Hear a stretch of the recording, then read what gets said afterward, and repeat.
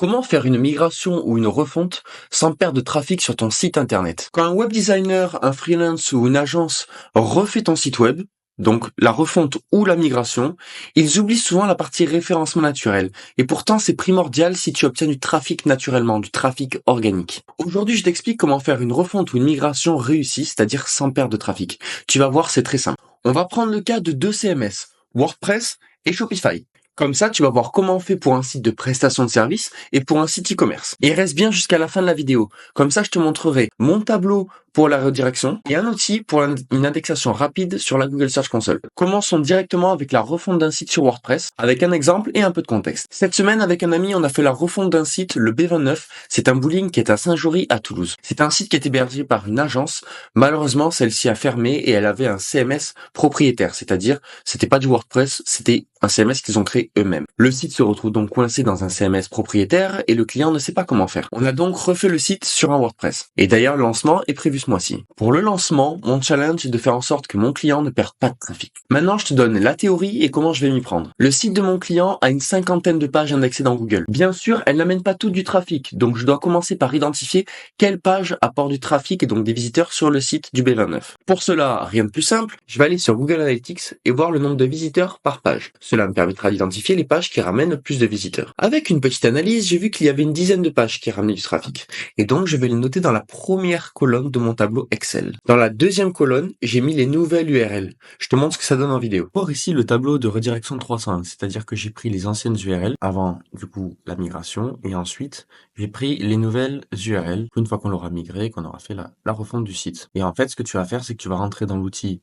cette URL pour dire que l'ancienne URL c'est celle-là et que la nouvelle c'est désormais celle-là. Ainsi, quand tu seras sur Google et que les pages ici sont indexées, quand une personne cliquera sur celle-là, elle arrivera directement sur celle-là, car il y aura une redirection 301. L'étape suivante, c'est de mettre en place ces redirections pour Google. J'ai arrêté d'utiliser Yoast SEO récemment pour passer à Rank Math, car on peut faire plus de choses en SEO, dont les redirections. Et voilà, le tour est joué. Tu vois, c'est pas bien compliqué, et ça t'évitera de perdre du trafic, et donc du chiffre d'affaires pour ton entreprise, lors de ta refonte ou de ta migration. Passons maintenant à Shopify. Je vais être encore plus rapide, car tu sais maintenant comment faire un tableau de redirection 301. De ce fait, tu n'as plus qu'à installer l'application SEO King.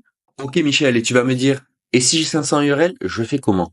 Et je vais te répondre, t'as juste à regarder sur tes 500 URL lesquelles ramènent du trafic, et après, tu sais comment faire. Ce qui peut vraiment te faire gagner du temps si tu as beaucoup d'URL, c'est de faire un tableau croisé dynamique sur Excel. Et voilà, le tour est joué encore une fois. On arrive à la fin de la vidéo et je te remercie de l'avoir regardé en entier. Et pour te remercier, je vais te montrer comment tu peux envoyer automatiquement tes pages existantes et tes nouvelles pages dans la Google Search Console pour une indexation rapide. Sur WordPress, tu vas installer l'application Instant Indexing for Google. Cette application a été d'ailleurs créée par Rank Math. Et tu vas connecter cette extension à ton compte Google Search Console.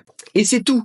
Comme ça t'évitera d'envoyer tes URL une par une dans la Google Search Console et de les indexer manuellement. Toutefois, je te mets un petit warning. Tu dois quand même vérifier quelques pages pour voir si elles sont bien indexables d'abord par Google avant de tout envoyer en masse. C'est-à-dire que tu vas d'abord vérifier dans la Google Search Console, tu vas mettre l'URL de ta page d'accueil, l'URL d'une page produit, l'URL d'une page service, l'URL d'un article de blog, et tu vas tester l'indexation. Et ça, je te montre comment faire en vidéo. Mon site sur les Shiba, j'ai créé un article de blog le 11 mars. Donc je copie l'URL, je vais la mettre dans les performances, je vais la mettre ici dans Search Console. En inspectant en haut d'abord l'URL, donc je vois qu'elle n'a pas été indexée par Google. Donc tu vas d'abord tester l'URL active, et une fois que celle-ci a été testée, tu vas pouvoir demander une indexation en cliquant sur le bouton ici. Voilà, c'est important de tester l'URL pour voir si tout est au vert et que Google peut bien indexer ta page. S'il y a quelque chose en rouge, tu vas cliquer sur une petite flèche pour aller voir ce qu'il y a et faire les modifications nécessaires. Si c'est OK, dans ces cas-là, tu peux faire une demande d'indexation. Voilà, maintenant tu sais tout pour ne pas perdre de trafic lorsque tu fais une refonte ou une migration. Je serais vraiment très heureux de savoir que cette vidéo t'a permis de gagner des connaissances, des compétences et d'améliorer ton SEO. Donc si c'est le cas, dis-le moi directement en commentaire. Et n'hésite pas à partager ce savoir à ton entourage qui n'en sera que plus reconnaissant. Si tu me découvres grâce à cette vidéo, je me présente rapidement, je m'appelle Lucas Fonsec, j'ai 27 ans et je suis plus connu sur les réseaux sociaux sous le nom Le Mec au Shiba. J'ai d'ailleurs monté un vlog sur YouTube où j'amène mon site sur les Shiba, donc à eco-shiba.fr, de 0 à 10 000 visiteurs mensuels. Et ça, je le fais en mode Brilliant Public. C'est-à-dire que je construis ce site et je le monte devant toi. Et tu verras comment je fais pour atteindre les 10 000 visiteurs mensuels. Si ça t'intéresse, abonne-toi. Si tu souhaites être accompagné sur ton référencement naturel ou si tu souhaites le déléguer, contacte-moi, on se fait une visio et on voit ce qu'on peut faire ensemble. Allez, je te dis à bientôt.